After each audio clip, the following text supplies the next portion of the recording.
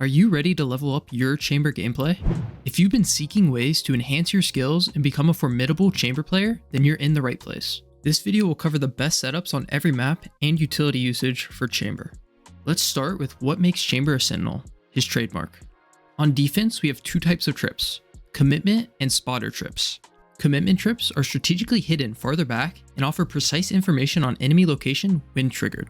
They also serve as great points of contact to peek off of. On the other hand, spotter trips are placed more openly and provide early warning signals for enemy pushes. This grants more map control. However, they lack exact enemy location due to the various angles they can be destroyed from. When it comes to attack, trip placement guidelines are less strict, emphasizing the importance of pre-round planning. Before the round begins, decide on your desired pathing to ensure your trip's range effectively covers your chosen route. Next up in Chamber's kit is the Headhunter, the trusty companion of every chamber main. Building muscle memory and finding a comfortable keybind for quick access to the Headhunter is crucial. While some players prefer the Q key, it restricts movement as you cannot press the A key at the same time, making the side mouse button an intriguing option. Mobility is key in Valorant, so choose your keybind wisely. Now let's discuss the Headhunter's effectiveness. The Headhunter has been a subject of heated debates, with opinions ranging from it's useless to overpowered. In truth, its effectiveness is entirely situational. That being said, it's stronger than many people realize, and for a reason not so obvious. Believe it or not, the Headhunter shorty combination is incredibly powerful. To better understand, let's look at this graph which displays the effectiveness of each gun at a certain range. If the weapon is higher, it is expected to win in a gunfight. As you can see, having the shorty eliminates the Headhunter's weakness, making the loadout favored to win gunfights from 0 to 10 and 30 plus meters. If you're able to adjust your gameplay and isolate fights at these distances, you will improve so quickly. To maximize your success with the Headhunter, focus on taking headshot favorable fights, avoiding scenarios with multiple angles or unisolated head levels.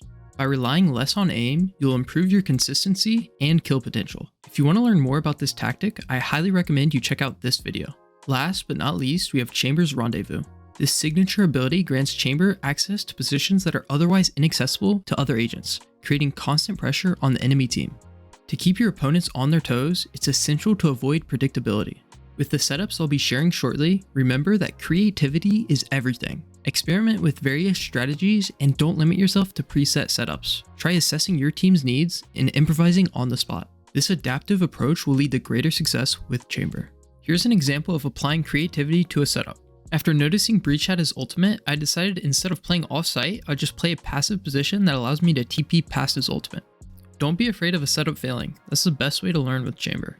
Before we dive into the detailed setups, it's crucial you watch part 1 of the video series, where we discuss Chamber's roles.